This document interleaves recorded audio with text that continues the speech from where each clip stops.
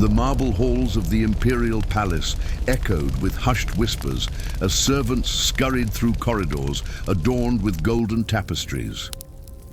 In the grand atrium, a young man of 19 stood before a towering bronze mirror, adjusting the purple toga that marked him as Rome's newest master. Caesar, a weathered voice called from the doorway.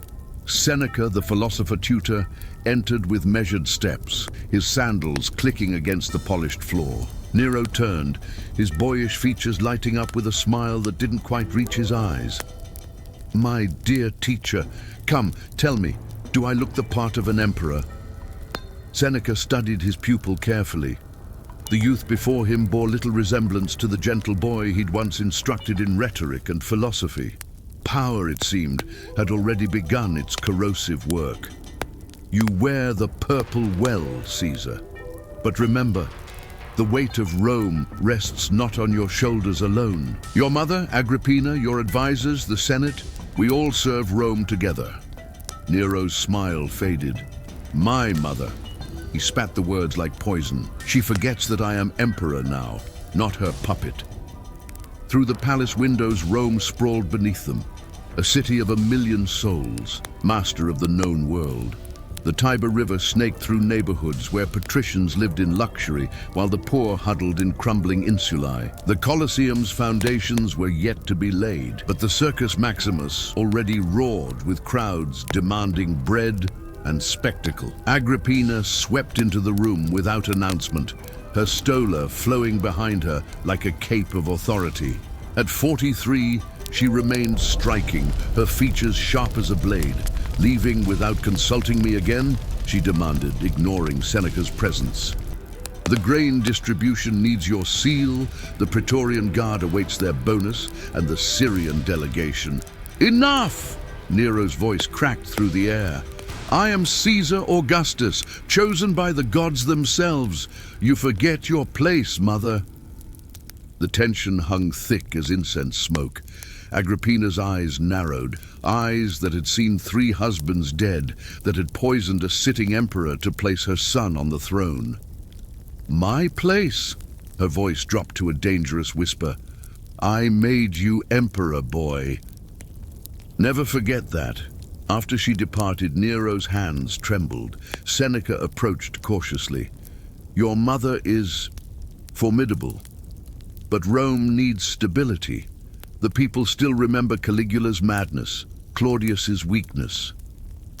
Nero walked to the window, gazing at the city below. In the narrow streets of the Subura district, smoke rose from cooking fires, the smell of roasting meat mixed with human waste and cheap wine. This was his empire, magnificent and filthy, divine and depraved. "Tell me, Seneca, what do the people say about me?" The philosopher chose his words carefully. "They say you are young. They hope you will be wise." "Hope," Nero laughed bitterly. "Hope is for the weak. I will make them fear me, worship me, remember me for 1,000 years." In the streets below, a different conversation unfolded.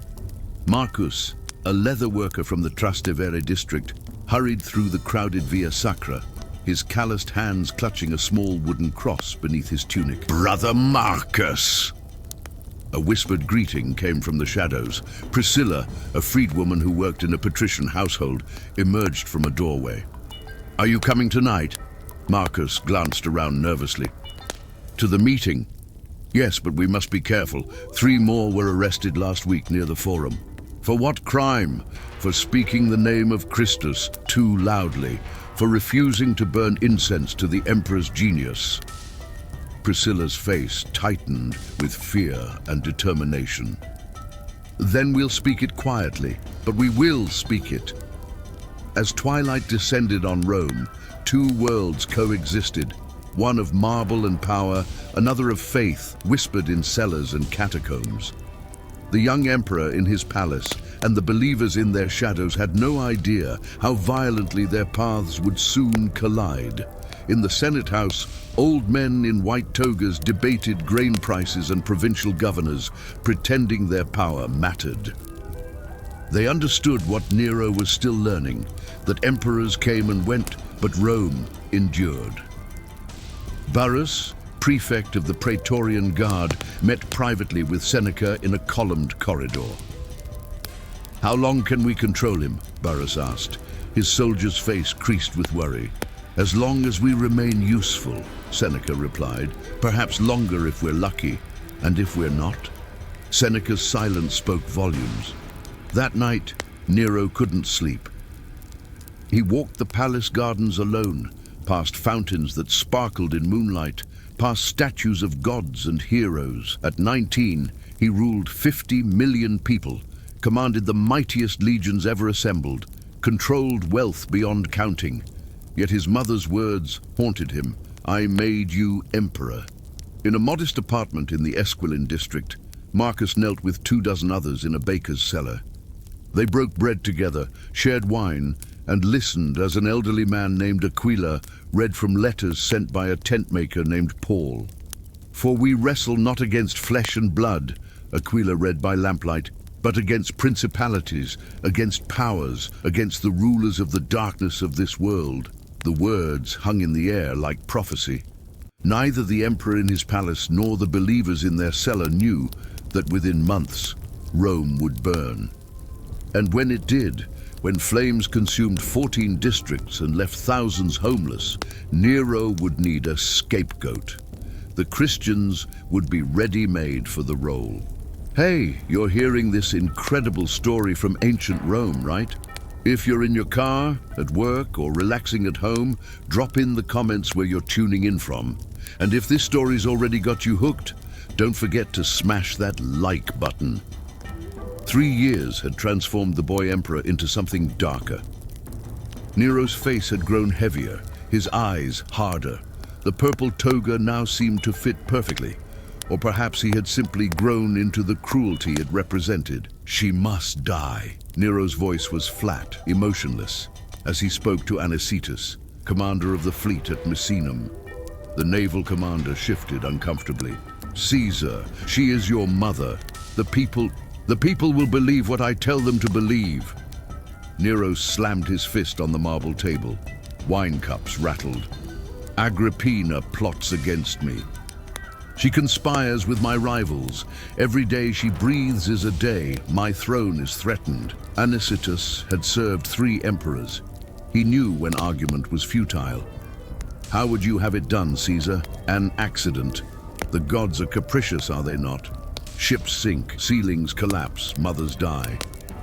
The first attempt came during the festival of Minerva at Baiae, a coastal resort where Rome's elite escaped the city's summer heat. Nero had commissioned a special pleasure barge for his mother, a beautiful vessel with a weighted roof designed to collapse mid-journey. Agrippina boarded the ship that evening, resplendent in silk and jewels, still believing she could control her son through manipulation and maternal authority. She was wrong on both counts. The bay was calm under starlight when the roof mechanism triggered. Screams pierced the night as timber and bronze crashed down. But Agrippina, seasoned survivor that she was, threw herself into the water. A servant girl who'd accompanied her wasn't as fortunate. "I am Agrippina!" the girl cried out, hoping rescue would come faster. Instead, the sailor's oars came down upon her head again and again until the water ran dark. The real Agrippina, swimming silently, reached the shore and stumbled into a fisherman's hut. When word reached Nero that his mother lived, his face went pale. "Send the guards," he ordered Anicetus. "Tonight. Make it look like she plotted my assassination, and we discovered it. Kill her, now." In her villa at Baiae, Agrippina dismissed her remaining servants. She knew what was coming. When Anicetus arrived with armed men, she faced them without flinching. "If you've come to visit the emperor's mother, tell him I am well. If you've come for other purposes..." She pulled open her gown, exposing her stomach. "Strike here. This is the womb that bore Nero." The swords fell without mercy. Rome's most powerful woman, who had poisoned emperors and manipulated senators, died in a pool of blood on her bedroom floor.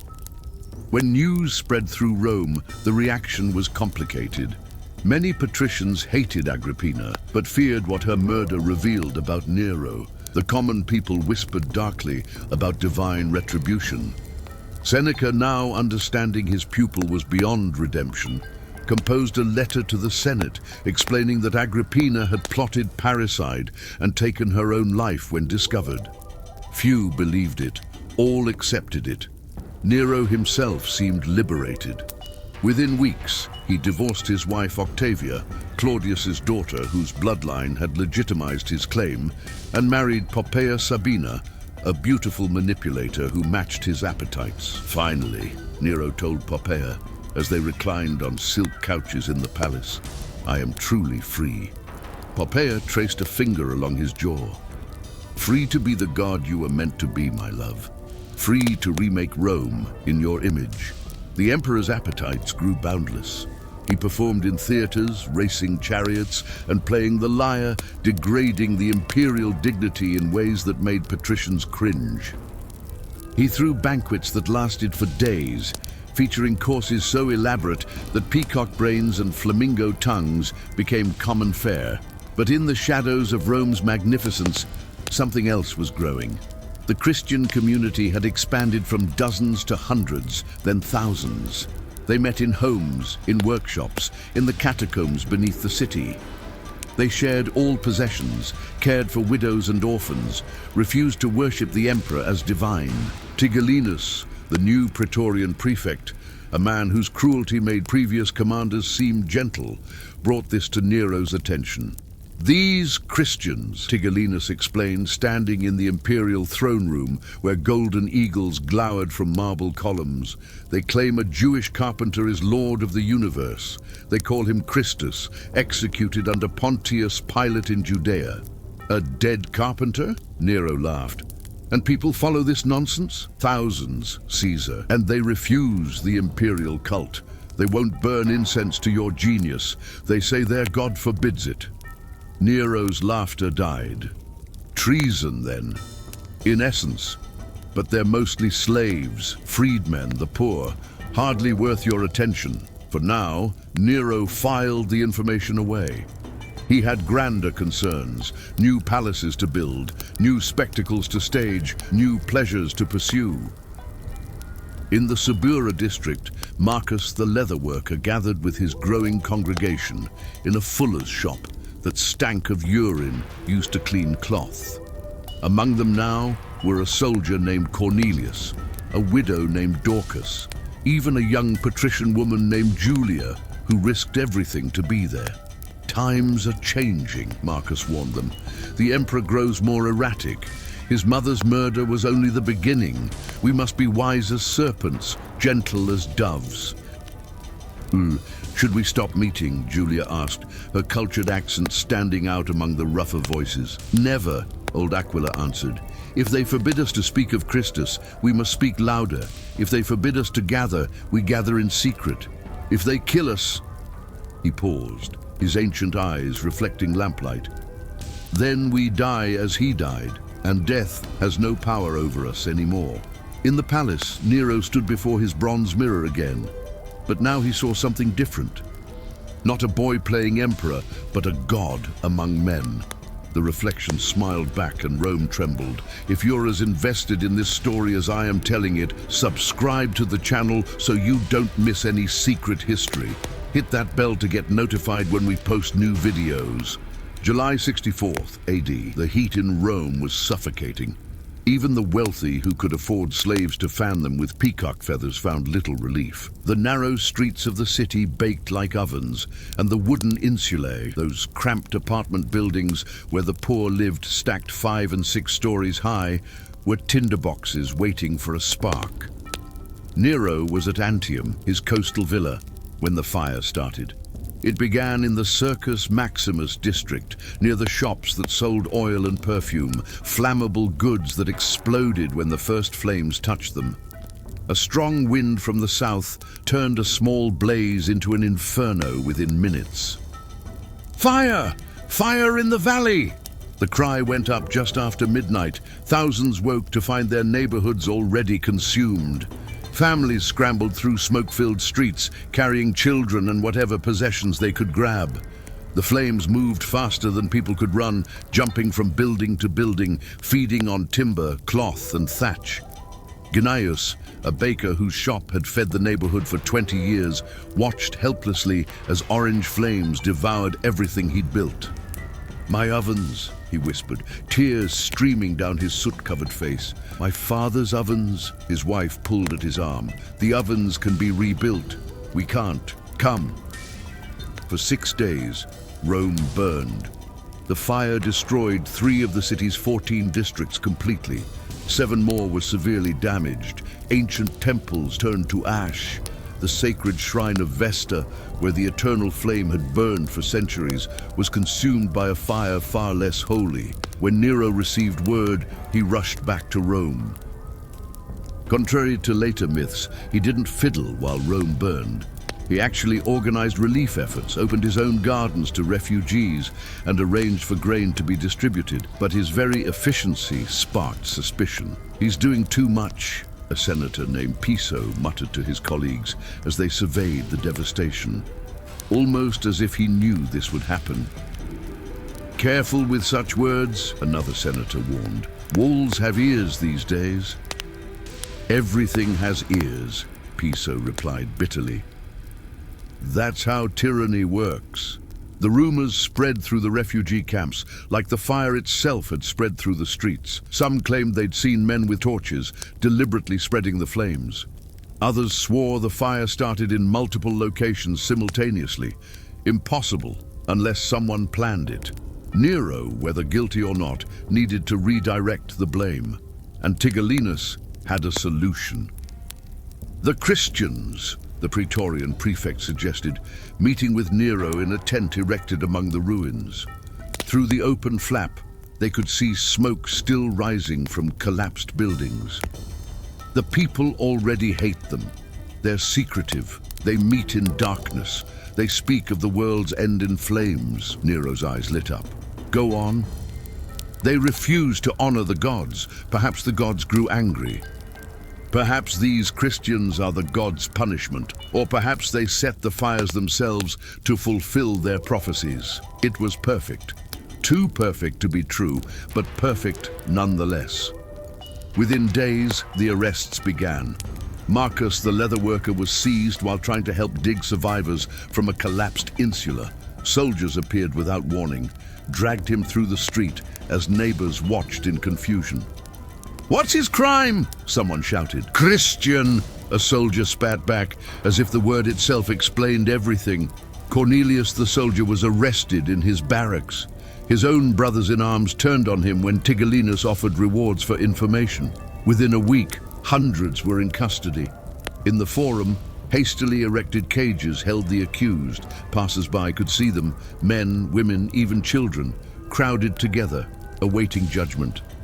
Julia, the patrician woman, was dragged before her own father, a senator named Quintus Fabius. "Deny it," he pleaded, his dignified facade cracking. "Just burn the incense to Caesar's genius, and this ends. One pinch of incense, Julia. One moment's gesture." "I can't, father." Her voice was steady despite her tears. "I won't worship a man as God. Only God is God." "Then you're a fool," Quintus's anguish turned to rage. "You throw away everything, family, position, life itself. For what? A dead carpenter from Judea? He's not dead, father. That's the whole point." Might in the imperial palace, Nero met with his advisors. The scale of the disaster required grand responses. "I will rebuild," Nero announced, unfurling plans for a magnificent palace.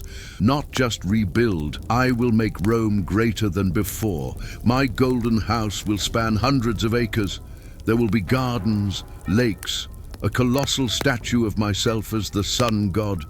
Seneca, still trying to inject reason into madness, spoke carefully. "Caesar, the people are homeless. Perhaps resources should go to—" "The people will have their bread and circuses," Nero interrupted. "But they will also have beauty beyond imagining. My Rome will eclipse Athens, Alexandria, all the ancient glories." "And the Christians?" Tigellinus asked. Nero's face hardened. "Make an example. I want every person in Rome to see what happens to those who defy the gods and their emperor. Old Aquila, arrested while reading scripture to refugees, was brought before a magistrate. His hands, weathered by decades of tent-making, shook slightly as he stood in chains. "You are accused of incendiarism and hatred of the human race," the magistrate read. "How do you plead?" "I am a follower of Jesus Christ," Aquila replied. "I have lived 73 years and never harmed anyone. I have fed the hungry, clothed the naked, comforted the grieving. If that is hatred of humanity, then I am guilty. Will you recant?" "No." "Then you will die." Aquila smiled, a strange, peaceful expression that unsettled everyone in the courtroom. "I have been dying since the day I was born. Now I go to truly live." As summer turned to autumn, the arrests continued. Nero had found his scapegoats. Now he would show Rome what happened to those who challenged the gods. The real horror was about to begin. Enjoying this journey through Rome in 64 AD. Share this video with that friend who loves real emotional stories, and drop in the comments, did you know about this history? The amphitheater had been hastily repaired after the fire. Its wooden seats still smelled of fresh-cut timber, but they were filling fast. Rome's citizens, traumatized by the catastrophe, hungry for explanations and entertainment, poured in by the thousands. Nero sat in the imperial box, Poppaea beside him, draped in silks dyed with Tyrian purple that cost more than a laborer earned in a lifetime. Below, in the darkness beneath the arena floor, the condemned waited. Marcus heard the roar of the crowd through the stone walls. The holding cell stank of human waste and fear. Around him, dozens of Christians prayed quietly, sang hymns, comforted weeping children. "I'm frightened," a young woman named Prisca whispered. She couldn't have been more than 16. Marcus, his wrists raw from manacles, took her hand. "So am I. But fear and faith can live together. We don't have to be unafraid. We just have to be faithful." "Will it hurt?" He couldn't lie to her. "Yes, but not forever. Nothing can hurt forever anymore." The first group was led up the ramp into blinding sunlight. The crowd's roar intensified. Not with bloodlust exactly, but with something more complex. Curiosity, moral justification. The need to believe that someone deserved what was about to happen. Tigellinus stood in the arena center, his voice amplified by the structure's acoustics. "Citizens of Rome, these criminals started the fire that destroyed your homes. They worship a dead criminal. They hate humanity. They refuse the gods." Some in the crowd cheered. Others shifted uncomfortably. A few wept. The executions began. Some Christians were sewn into animal skins and released into the arena with starving dogs. The beasts, driven mad by days without food, tore into the victims as the crowd watched. Some spectators turned away. Others cheered. Cornelius, the soldier, was crucified along the Via Appia, that ancient road leading into Rome. Dozens of crosses lined the roadway, transforming it into a corridor of agony. As he hung there, struggling for each breath, he saw other travelers passing by, trying not to look. "Father, forgive them," he whispered through cracked lips. "They don't know what they're doing." A passing merchant stopped, stared up at him. "You're the soldier from the 5th Legion. I remember you. You were a good man." "Still am," Cornelius managed a bloody smile. "Just a dying one." In Nero's gardens, the most grotesque spectacle unfolded. Christians were tied to stakes, covered in pitch and animal fat, then set ablaze as human torches to illuminate the emperor's evening parties. Marcus was among them. As soldiers wrapped him in cloth soaked with flammable substances, he saw Nero reclining on a couch, sipping wine, chatting with dinner guests. The emperor noticed him looking. "You there," Nero called out. "Do you still claim your god loves you?" Marcus, knowing these were likely his last words, chose them carefully. "Yes, Caesar, and he loves you too." Nero laughed. "Your god's love seems to burn hot tonight." When the flames were lit, Marcus screamed. He was human, after all, and the pain was beyond description. But those close enough swore they heard him singing through the agony, something about living forever, about death losing its sting. Julia, the patrician's daughter, was brought before the crowds last. Nero knew her execution would be particularly effective, a woman of noble birth, choosing death over wisdom. "Last chance," Tigellinus offered privately before she was led out. "Your father has powerful friends. Deny Christ, burn the incense, and you can go home." "I am home," Julia replied, "or I will be soon." She was given to the lions, the great beasts, confused by the noise and unfamiliar setting, initially paced around her. Julia stood in the center of the arena, young and terrified, but somehow dignified. She was praying. When the first lion attacked, it was quick, mercifully quick, some would say later. The crowd fell strangely silent. Even those who cheered earlier found themselves unsettled by the sight of noble blood spilled like common criminals. Senator Quintus Fabius, forced to watch his daughter die, collapsed in the stands. His colleagues carried him out, his sobs echoing through the amphitheater. But something unexpected was happening. Not everyone in Rome believed the Christians were guilty. Some had known these people. Marcus, the leather worker who'd repaired their sandals. Cornelius, the soldier who'd protected their streets. Julia, who'd been kind to slaves in her household. "They died too well," a blacksmith named Rufus muttered to his wife after watching the spectacles. "Guilty men don't die like that. They don't forgive their killers. They don't sing in the flames." "Careful," his wife warned. "Such talk is dangerous. Living is dangerous these days." The executions continued for months. Estimates vary, hundreds certainly, possibly thousands. Yet paradoxically, the very brutality intended to crush the movement seemed to strengthen it. In hidden rooms and secret cellars, new converts gathered. Some came out of genuine conversion. Others were simply repulsed by what they'd witnessed and drawn to people willing to die rather than compromise their beliefs.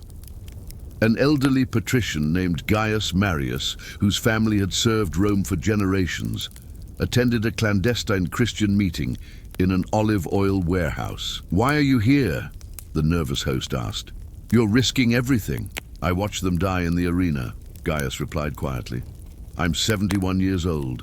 I've seen wars, assassinations, political purges. I've watched men die screaming for mercy, begging, bargaining, cursing. But those Christians, they died like they knew something we don't. I need to understand what that is." In the palace, Nero's mood swung between elation and paranoia. The executions pleased him, but the problem wouldn't die. "We've killed hundreds," he shouted at Tigellinus. "Why do more keep appearing? The movement is hydra-headed, Caesar. Cut off one, two more grow back. Then we kill them all, every last one." But even Tigellinus recognized the impossibility. The Christians were too numerous, too dispersed, too willing to die. You couldn't kill an idea with swords and flames. Seneca, now in his late 60s and exhausted by years of trying to moderate Nero's excesses, penned a private letter to a friend. "I have lived too long and seen too much. This emperor will destroy not just Christians, but Rome itself. The gods, if they exist, must weep at what we've become." Old Aquila, brought before the crowds on a bright October morning, was given one final chance to recant. He was offered wine to ease his throat before speaking. He refused it. "I want my mind clear," he said. "Clear enough to thank God for the privilege of dying like my Lord died." The crowd's reaction was mixed. Some jeered, some fell silent, some wept. As the cross was raised, Aquila looked out over Rome, the city he'd lived in for 50 years, the city he'd prayed for, worked in, loved. "Father," he said, echoing words spoken in Jerusalem 3 decades earlier, "into your hands I commit my spirit." His death took hours. By the end, even some soldiers turned away, uncomfortable with what their duty required. As the sun set that day, painting the Roman sky in shades of blood and gold, the question hanging over the empire was no longer whether Christians would survive. It was whether Rome itself could survive what it was becoming. The story's reaching its most intense moment. If you're enjoying this, hit that like button and share it with someone who needs to know these secret histories. 4 years after the Great Fire, Nero's empire was crumbling from within. The persecution of Christians had proven a failure. The movement had only grown, spreading like roots beneath Rome's marble foundations. But Nero's problems extended far beyond religious dissent. His golden house, that grandiose palace covering hundreds of acres, had bankrupted the treasury. To fund its construction, Nero had debased the currency, seized estates from wealthy families on trumped-up charges, and taxed the provinces to the breaking point. In the palace, surrounded by frescoes depicting himself as Apollo and Hercules, Nero was spiraling into paranoia. His trusted advisor, Seneca, was gone, forced to commit suicide the previous year on suspicion of conspiracy. Burrus was dead. Poppaea was dead too, killed in a fit of rage when Nero kicked her pregnant belly during an argument. "They all plot against me," Nero muttered to Tigellinus, the only confidant remaining. Outside, Rome simmered with rebellion. The senators, the armies, even the gods themselves. "The legions in Gaul have proclaimed Galba emperor," Tigellinus reported, his voice carefully neutral. "Spain has joined them. The Praetorian Guard, Caesar, I can no longer guarantee their loyalty." Nero's hands shook. At 30 years old, he looked a decade older, his face bloated from excess, his eyes hollow with fear. "I am emperor. I am divine. How can they reject a god?" "Perhaps," Tigellinus said carefully, "the gods have their own plans." The Senate, emboldened by Nero's weakening grip, declared him an enemy of the state.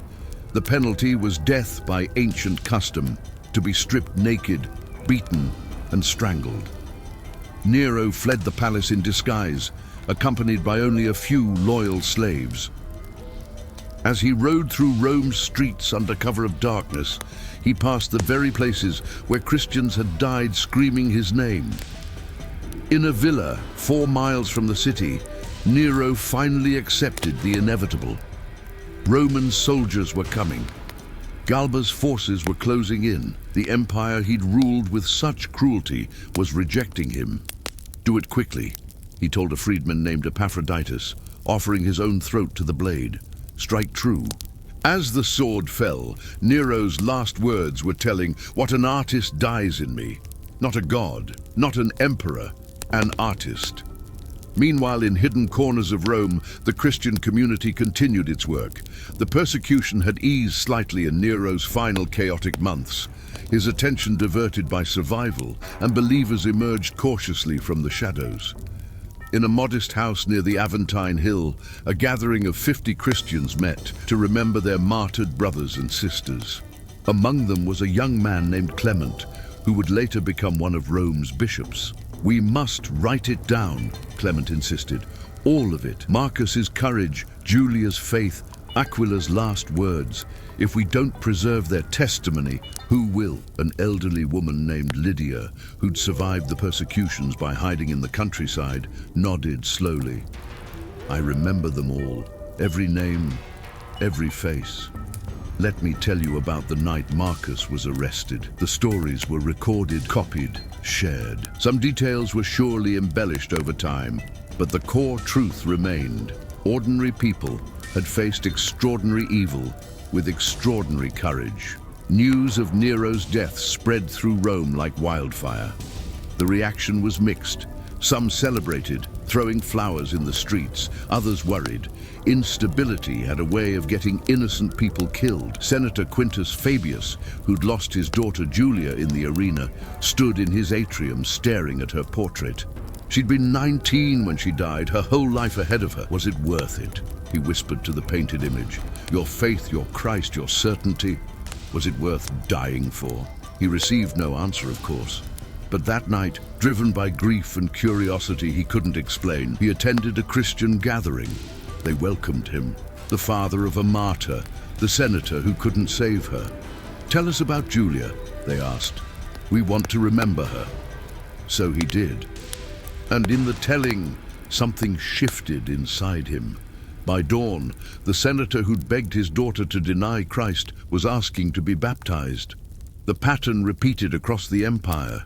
Each martyrdom planted seeds. Blood, as the saying would go, became the seed of the church. In Judea, an aging tent maker named Paul, imprisoned in Rome during Nero's reign, had been executed. But his letters circulated widely, copied and recopied, spreading his message that suffering produces perseverance, perseverance character, character hope. In Ephesus, an elderly man named John, who'd actually known Jesus personally, recorded his memories. He wrote of light shining in darkness, of darkness never overcoming it. Those words would echo for millennia. Nero's successor, Galba, lasted only 7 months before being assassinated. The year of the 4 emperors followed. Chaos, civil war, legions fighting legions. Rome teetered on the edge of collapse. But even in chaos, the Christian movement survived. More than survived, it grew. The catacombs beneath Rome expanded. Miles of tunnels where believers buried their dead and worshipped in safety. The walls were painted with symbols, fish, anchors, the Good Shepherd carrying a lamb. In one catacomb, an artist painted a fresco of a garden scene, peaceful, hopeful, eternal.